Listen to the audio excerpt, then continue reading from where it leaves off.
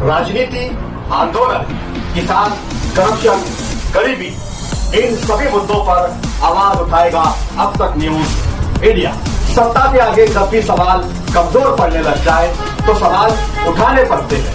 बोल के लफ्ज आजाद है तेरे, बोल के सच जिंदा है अब तक। मुबारकबाद पेश करता हूं कि सगीर भाई को इस्लाम पार्टी की जानिब से स्टैंडिंग कमेटी का मेंबर बनाया गया। मैं बहुत बहुत मुबारकबाद पेश करता हूं। आज हम बहुत बामकसद प्रोग्राम के लिए यहां पर जमा हुए हैं। कॉरपोरेशन के इलेक्शन के वक्त आप लोगों को पता होगा, इसी जगह पर खड़े रहकर आपसे मैंने वोट मांगा और उसी के साथ साथ एसआईआर का जब सर्वे होगा तो मैं आप लोगों की पार्टी मदद करेगी, इस तरीके का मैंने ऐलान किया था। आमतौर पर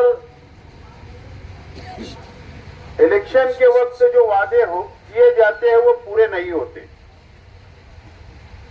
सिर्फ वो जुमला रह जाता है। इलेक्शन खत्म हो गया, इख्तियार हम लोगों को मिल गया, लेकिन हम लोगों ने जो शहर के आवाम से वादा किया था कि एसआईआर का सर्वे हम लोग जब होगा तो आप लोगों की मदद करेंगे। कई मेरे साथी कहा कि साहब अभी आराम से जब सर्वे होगा जब हम शुरू करेंगे, लेकिन मैंने कहा नहीं, एसआईआर का सर्वे की तैयारी सर्वे से पहले हमारे अपने शहर की होना चाहिए।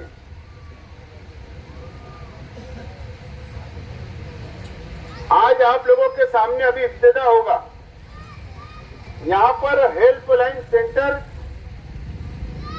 का इफ्तिताह होगा और बोर्ड के ऊपर बिल्कुल साफ तौर पर लिखा है कि 2002 की वोटर लिस्ट की यादी जो एसआईआर के वक्त सबसे पहला सबूत के तौर पर मांगी जाएगी। अभी हमारा इस इलाके का असेंबली हल्का जो है वो 114 है और ये बाजू का असेंबली हल्का जो है वो 115 है। और 2002 में जो वोटर लिस्ट की यादी है 2002 में हमारा अपना ये असेंबली हल्का 73 था उस वक्त, याद रखो आप। उस वक्त ये असेंबली 114 का नंबर 73 था असेंबली हल्का, और उस वक्त की यादी आप लोगों को यहां से मिलेगी। अब 2002 में ये बस्ती बसी नहीं थी बहुत ज्यादा, 2002 के अंदर ये कॉरपोरेशन में नहीं था, 2002 में ये ग्राम पंचायत थी, रमजानपुरा दयाना। लेकिन आप लोग भी 2002 में 90% लोग मालेगांव में रहा करते थे, अब आप इधर रहने के लिए आ गए। अगर आपके इलाके के अंदर 2002 की यादी ढूंढेंगे तो आपको कहां मिलेगी? नहीं मिलेगी। आपको उस वक्त के असेंबली हल्का 73 और उस वक्त की 2002 की वोटर लिस्टों की यादी अगर ढूंढना है, अगर आपको चाहिए सबूत के तौर पर, अगर आपको अपने घर में रखना है एसआईआर के सर्वे के वक्त, तो आपको इस सेंटर पर आकर उस वक्त का शनाख्ती कार्ड अगर होगा, चूना पुराना जो भी होगा, वो आप लाकर बताकर, या अगर वो नहीं आपके पास होगा तो आप 2002 में आयशा नगर में कौन सी गली में कौन सी घर नंबर पे रहते थे या मालेगांव में कहां रहते थे आपको बताना होगा। इंशाअल्लाह आपको यहां से वो यादी की प्रिंट, आपको वोटर लिस्टों की प्रिंट यहां से दी जाएगी। ये आज उसका ये सेंटर का इब्तिदा हम लोग आज कर रहे हैं, फ्री में दी जाएगी।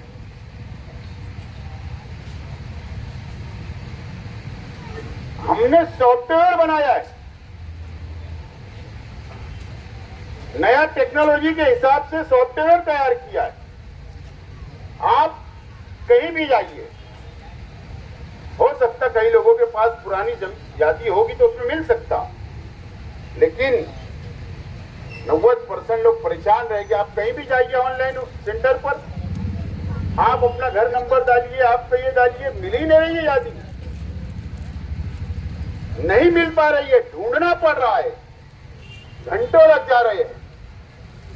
लेकिन हम लोगों ने सॉफ्टवेयर ऐसा तैयार किया कि आपके नाम से, आपके घर नंबर से, आपके इलेक्शन कार्ड से, आपके इपिक नंबर से आप लोगों को यादी फौरी तौर पर आप जब बताएंगे कंप्यूटर के अंदर सर्च किया जाएगा और वो आपके नाम सामने आएंगे और वो प्रिंट निकाल के आपको दे दी जाएगी। और मालेगांव शहर के अंदर ऐसा सॉफ्टवेयर कोई दूसरी पार्टियों के पास भी नहीं है। उसके लिए जेब में हाथ डालना पड़ता है। जब ये सॉफ्टवेयर बनाए ना तो फ्री में नहीं मिलता, ये बड़ी कंपनी को देकर बनाना पड़ता है, जेब में हाथ डालना पड़ता है आवाम की खिदमत करने के लिए। और आज हम लोगों ने वो काम किया और अभी कुसुम्बर और इसके इलाके के अंदर 2 सेंटर, कमालपुरे में सेंटर अभी यहाँ इब्तिदा हुआ और अभी रोजाना 1 दिन 2 दिन के अंदर हम पूरे शहर में धीरे धीरे ये जाल फैला देंगे ताकि आवाम को कोई भी सेंटर पे जाके आवाम अपनी यादी हासिल कर ले और वो अपने पास रख ले। ये हम लोग ने वादा किया था मदद करने के, वादे की शुरुआत हमने की। 1 अप्रैल से एसआईआर का सर्वे होगा और अभी वो जो क्या क्या पेपर लगने वाले हैं, कौन कौन से पेपर उसके लिए लगेंगे, अभी उसकी यादी आना बाकी है। जब वो आ जाएगी फिर हमारे ये काउंटर जो है उसको बड़े पैमाने पर हम लोग आवाम के पेपर अगर कम है, ज्यादा है, दुरुस्त करना है, क्लियर करना है, ये यादी लगाकर आवाम को वो भी मदद करने का काम 1 अप्रैल से हम लोग वो भी करेंगे ताकि आवाम का मुकम्मल सर्वे हो जाए। इससे ना हमको पैसा मिलने वाला है और ना इससे अभी कोई इलेक्शन सामने हमारा है। लेकिन सवाल ये, आप बात को समझिए, एसआईआर का सर्वे हिंदुस्तान में चल रहा है। सबसे पहले सर्वे बिहार में हुआ, 70 लाख लोगों के नाम काट दिए गए उस वक्त। तो बिहार के अंदर 70 लाख, और 70 लाख में से मैं जिम्मेदारी से बोल रहा हूं 50 लाख से ज्यादा मुसलमानों के नाम काटे गए। 12 रियासतों के भी सर्वे मुकम्मल हो गए, उसमें भी लाखों नाम काटे गए, लाखों नाम हर रियासत में। महाराष्ट्र के अंदर सर्वे 1 से शुरू हो गए, 1 अप्रैल से। आप लोग अगर सोशल मीडिया पर होंगे, व्हाट्सएप पर होंगे, यह मालूमात आप लीजिए कि इस महाराष्ट्र के अंदर बीजेपी ने, भारतीय जनता पार्टी ने 8 लीडरान टॉप के बड़े लीडरान का ऑर्डर की बीजेपी ने कि महाराष्ट्र के अंदर जो एसआईआर का सर्वे होगा अपनी निगरानी में वो सर्वे आप कराओ। इसलिए नहीं कि वो उनके इलाके के अंदर कराने की बात नहीं बोल रहे, वो ये बोलना चाह रहे हैं कि इस महाराष्ट्र के अंदर मुसलमानों का सर्वे सही होने मत दो, उनके नाम काटना है। ये बड़ी साजिश के तहत 8 बीजेपी के बड़े लीडरान को जिम्मेदारी दी गई और किरीट सुमैया को भी जिम्मेदारी दी गई कि एसआईआर के सर्वे के ऊपर नजर रखें। ये बात आपको समझना है। 2 दिन पहले किरीट सुमैया आया था, क्या कहा कि जिन लोगों के जन्म दाखिले रद्द हो गए उन लोगों का एसआईआर का सर्वे नहीं होना चाहिए। आप यूट्यूब पर जाइए, अखबार पढ़िए, उसने इसलिए मालेगांव शहर आया था। सवाल ये नहीं है सियासत का, सवाल सियासत का नहीं है। मैंने कल भी कहा, आज भी बोल रहा हूं, कोई लेना देना नहीं है दूसरी सियासी पार्टियों को कि शहर का क्या होगा, कोई लेना देना नहीं है कि यहाँ के मुसलमानों का क्या होगा, कोई लेना देना नहीं है कि इस महाराष्ट्र के मुसलमानों का क्या होगा। सिर्फ और सिर्फ सियासत करना, मुसलमानों को बांटना और अपनी रोटी सेकना, यही धंधा ये शहर के अंदर चलता है। काम करने वालों को अहमियत नहीं दी जाती। जो लोग काम करते हैं, दौड़ते हैं, आवाम की खिदमत करते हैं, तवज्जो नहीं दी जाती। इलेक्शन आता है, उसके बाद फिर जिन लोगों का हम काम करते हैं वो हमारे मुखालिफ नजर आते हैं, जब हम लोगों को बहुत अफसोस होता है, दुख होता है। ये शहर के अंदर ये जो गंदी सियासत बंद होना चाहिए, सेहतमंद सियासत होना चाहिए, काम की सियासत होना चाहिए।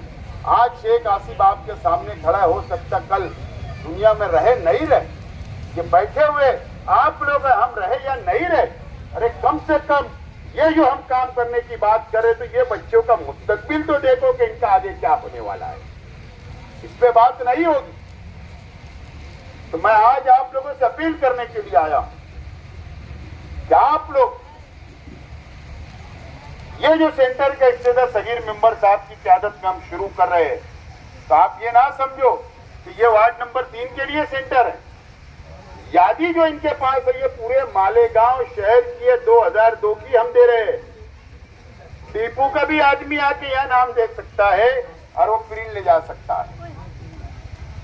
तो आपको यादी लेकर जब भी आपको टाइम मिले, अभी वो टाइम डिक्लेयर करेंगे, तरावी बाद, जोहर बाद, जो भी अभी रमजान महीना है, आप जब आइए अपना इत्मीनान से वो प्रिंट ले जाकर अपने घर में हिफाजत से रखिए। और जब अभी यादी डिक्लेयर होगी कि और कौन कौन से पेपर लगेंगे, हमारी नजर है, हम उस पर काम कर रहे हैं। और जब वो पेपर की यादी आएगी फिर आवाम की हम मीटिंगें लेकर आवाम को बोलेंगे ये पेपर भी आप अपना क्लियर करो। कोई घबराने की जरूरत नहीं है, लेकिन बेदार रहने की जरूरत है। हमको बेदार रहना पड़ेगा, ये काम हमको करना पड़ेगा, बहुत जरूरी है, बहुत जरूरी है। आप इसको मामूली बात मत समझो। मैं जो इलेक्शन के अंदर बेदार करता था आवाम को, तो हमारे मुखालिफ बोलते थे कि शेख आसिफ शहर का सर्वे ला रहा। इतने बेवकूफ लोग तो मैंने सियासत में नहीं देखा। अरे पूरे हिंदुस्तान में चल रहा है कि मैं मालेगांव में ला रहा था। इतने बेवकूफ लोग हैं। मैं असल में बेदार कर रहा था, तैयारी करवा रहा था। हम पर इल्जाम आया था, आज भी है कि बांग्लादेशी है यहाँ, रोहिंग्या यहाँ पर है। आज भी वो लड़ाई जारी है, आज भी वो लड़ाई चल रही है। अभी मैं खबर देख रहा था, महाराष्ट्र की असेंबली का इजलास आज भी चल रहा था, शनिचर है। वहां पर इस महाराष्ट्र के गृह राज्य मंत्री कदम ने कहा कि 1100 लोगों को मुंबई से बांग्लादेशियों को हमने निकाला, उनके पास सबूत नहीं मिले। आज का मैं बोल रहा हूं, खबर मैं देख रहा था मराठी न्यूज चैनल पर। बताइए, अगर हमने सबूत नहीं पेश कर सके, मालेगांव ने सबूत नहीं पेश कर सका, 50,000 नाम नहीं आए, 1 लाख नाम कट हो जाएंगे, तो कल यही असेंबली के अंदर ये बोला जाएगा कि मालेगांव के अंदर सबूत नहीं मिले, ये बांग्लादेशी है। जब कौन मदद करेगा, तो उस वक्त का क्यों इंतजार करते हो?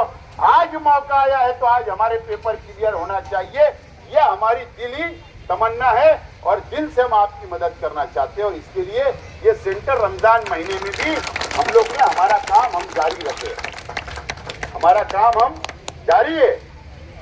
मैं ये नहीं इन लोगों को बोल रहा हूँ, मेंबरान को पूछ लीजिए, मेंबरान की मीटिंग लेकर बोला नहीं, हमको रमजान हो ये देखना नहीं है, हमको काम करना है, आवाम की मदद करना है। और इसीलिए ये इसकी हमने शुरुआत हम लोगों ने की। बहरहाल रमजान महीना है, बुध के दिन बजट पेश होने वाला है मालेगांव म्युनिसिपल कॉर्पोरेशन का।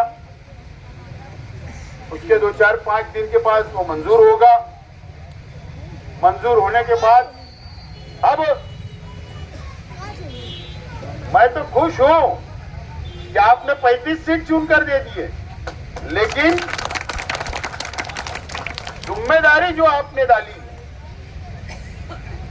बहुत बड़ी जिम्मेदारी। फिक्र में भी हूं, फिक्र होती है कि आप कैसे वादा किया वो कैसे पूरा करूं, कैसे काम करूं, कैसे वादे पूरे करूं मैं आपके, कैसे आपके मसाइल हल करूं। ये जिम्मेदारी का भी एहसास मुझको है। 4 बजे तक ये मेरे साथ थे सगीर भाई। असर के बाद से मगरिब तक, रोजा अफ्तार तक मैंने बजट वालों की मीटिंग लिया। ऑफिस में ही गया मैं, किनारे बैठकर मैं बजट कहां से बनेगा, कैसे बनेगा, कैसे रमजानपुरे का काम होगा, कैसे वार्ड नंबर 3 का काम होगा, कैसे शहर के काम होंगे, कौन फिक्र करेगा। जब पैसा चल के नहीं आता, अगर हमको एक शर्ट भी लेना है 1000 रुपया लगता है, जेब से देना पड़ता है। तो रोड जब बनाना है तो करोड़ों रुपया देना पड़ता है ठेकेदार को, जब बनेगा ना। तो वो पैसा कहां से आएगा। कोई गवर्नमेंट से गाड़ी भर के नहीं आता। कॉर्पोरेशन का मतलब खड्डा खोदो, पानी निकालो और पानी पियो। ये कॉर्पोरेशन इसको बोलते हैं। एकदम शॉर्ट अल्फाज में बोल रहा हूं, यही कानून होता है। अब जिम्मेदारी आपने दी तो अब आपके काम करना है, ये वार्ड के काम करना है। Ward number 2, ward number 3, ward number 4, ये हमारे लिए तो बहुत बड़ा चैलेंज है कि ये मुजाफात की बस्तियां हैं। यहाँ पर रोड, गटर, गटरे, पानी, कब्रिस्तान, बुनियादी सहूलत, स्कूल, जॉगिंग ट्रैक, बहुत काम करना है। उसके लिए पैसा गवर्नमेंट से खींच कर लाना, गवर्नमेंट से लड़ कर लाना, कॉर्पोरेशन में पैसा खड़ा करना, ये बहुत बड़ी जिम्मेदारी है। लेकिन आप लोग इत्मीनान रखो, इंशाअल्लाह मैं पूरी कोशिश करूंगा हमारे कॉर्पोरेटर हजरात के साथ मिलकर कि आपके अपने इलाके के अंदर ज्यादा से ज्यादा तामीरी काम हो, बुनियादी सहूलत मिले। उसके लिए हम लोग जरूर कामकाज करेंगे। फिक्र करने की जरूरत आप लोगों को नहीं है और हम काम करेंगे। अभी कॉर्पोरेशन का इलेक्शन हो गया, अब डायरेक्ट 3.5 साल के बाद अब पार्लियामेंट आएगा, उसके बाद असेंबली आएगा, फिर उसके बाद 5 साल के बाद कॉर्पोरेशन आएगा। वक्त काफी है, लेकिन मैं पूरी कोशिश करूंगा कि आपके अपने इलाके के अंदर अच्छे तामीरी काम हो। लेकिन आपका साथ जरूरी है, आपका साथ जरूरी है। और जो बेदारी आप लोगों ने कॉर्पोरेशन के इलेक्शन में बताई, इलेक्शन ही किसको समझे नहीं, समझे तो वो असल में मैंने समझने भी नहीं दिया था। इलेक्शन समझने ही नहीं दिया। लेकिन अल्लाह की जात से मैं उस वक्त भी बोला करता था कि 35 आई नहीं, बोलता था कि 35 से 40 मेरा टारगेट था। 4 सीट अपनी बहुत कम वोटों से हारी है, बहुत कम वोटों से। अगर वो सही आ जाती तो हम 40 तक पहुंच जाते।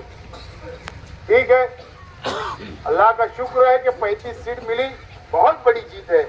और ये जीत में पूरे मालेगांव ने, आप लोगों ने हिंदुस्तान के अंदर हमारा नाम कर दिया। इससे बड़ी जीत क्या होगी। पूरे मुल्कों के अंदर, अलग रियासतों के अंदर हमारी पार्टी का नाम, आपका नाम, मेरा नाम, सब लोगों का नाम चल रहा है। मीडिया के अंदर आप देखिए, आज कल रात में शहरी तक बैठा, 3 रियासतों में जुमरात के दिन मेरे 4 ऑब्जर्वर जा रहे हैं। सगीर 4 ऑब्जर्वर की टीम बनाया रहा शहरी तक बैठकर, और 4 ऑब्जर्वर जा रहे हैं। बंगाल के मुसलमानों ने दावत दिया है, हमने नहीं फोन करे कि आप आइए। मैंने कहा कि ठीक है जाओ, दावत आई है तो दावत ठुकराते नहीं, जाकर मिलो, बातचीत करो, समझो। हम फैसला करने नहीं जा रहे। यूपी के अंदर जा रहे हैं, यूपी के अंदर भी मीटिंग है और आसाम के अंदर भी है। ये 3 रियासतों के अंदर 4 ऑब्जर्वर अपने 8 दिन के टूर के लिए बैग तैयार करवाया रात को, और मैंने जाके आओ। और महाराष्ट्र की बात तो अलग ही है, महाराष्ट्र से तो पूरे अल्लाह का करम है कि मालेगांव सब आ रहे हैं। मुंबई के अंदर मैं एमएलए थे जब मेरे फोटो नहीं लगते थे। आज अल्लाह का करम है कि मुंबई के अलग अलग शहरों के अंदर डिजिटल बोर्ड अपने लग रहे हैं, वहां पार्टी मजबूत करना हो रही है। फोन पर फोन आ रहे हैं। परसों इतवार के पीर के दिन औरंगाबाद के अंदर बहुत बड़ी अफ्तार पार्टी हमारी, इस तरीके से पूरे महाराष्ट्र के अंदर हमारी पार्टी बढ़ रही है। लेकिन मैं अगर आप लोग का अगर साथ रहा, तुम अगर बोलेंगे इजाजत कि आसिफ भाई अभी 3 साल है, जाओ तुम महाराष्ट्र के अंदर मजबूत पार्टी करो, फिर असेंबली इलेक्शन हम लड़ लेंगे और ये गांव हम संभालेंगे, तो मैं जा पाऊंगा। तो मैं आप नहीं बोलेंगे तो मुझे यही रहना पड़ेगा। तो बोलने का मतलब अल्लाह का करम है। तो रमजान महीना चल रहा है, मैं मुबारकबाद देता हूँ। आप अल्लाह से दुआ करिए कि अल्लाह ताला ने हमें इज्जत बख्शी, अल्लाह ताला ने हमें बहुत तरक्की से नवाजा, हम मजीद अल्लाह ताला हमें तरक्की दे रहे। तो आप लोग दुआ करिए कि अल्लाह ताला हमारी कौम का काम हमसे ले ले। यही मैं भी दुआ कर रहा हूँ, आप भी दुआ करिए। इंशाल्लाह हम लोग सबके लिए लड़ेंगे और इंशाल्लाह हम लोग जीतेंगे। मैं आपको बहुत बहुत मुबारकबाद पेश करता हूँ और अपील करता हूँ कि आप लोग यहाँ पर ये इफ्तिदा होगा और यहाँ पर अपना कॉपी ले आकर 2002 की कॉपी आपके पास रखिए। और सगीर मेंबर साहब को स्टैंडिंग कमेटी का मेंबर बनाया गया है। कॉर्पोरेटर और कारपोरेटर के अलावा 84 कारपोरेटर में 16 कारपोरेटर स्टैंडिंग के मेंबर बनते हैं। स्टैंडिंग कमेटी का मेंबर मतलब मालूम है आपको? तिजोरी की चाबी ये 16 लोग के पास रहती है। कारपोरेशन का बहुत बड़ी कमेटी है, बहुत ताकतवर कमेटी है। स्टैंडिंग कमेटी के मेंबर बनने के लिए सगीर मेंबर जब दूसरी पार्टी तो चेक मंगाते थे, क्या पैसा लेके मेंबर बनते थे, लॉबिंग होती थी, झगड़े होते थे। लेकिन अल्लाह का करम है, रमजान मैंने पूछो, कल तक उसको मालूम नहीं था, परसों तक कि मैं स्टैंडिंग का मेंबर बना रहा, मालूम था जो मुझे। तो बस मुझे उन्होंने इख्तियार दिया, मैंने दिया मेंबर बना के। अब आगे तुम काम करो, सबको हक मिलेगा 35 कॉर्पोरेटरों को इंशाल्लाह। लेकिन इन लोगों से जिम्मेदारी हमको काम लेने की है, इनसे काम लो, तामीरी काम लो, हमारे मसाइल हल करो। इंशाल्लाह अपन रमजान के बाद और शहर को आगे ले जाने की पूरी कोशिश करेंगे। बहुत बहुत शुक्रिया। खुदा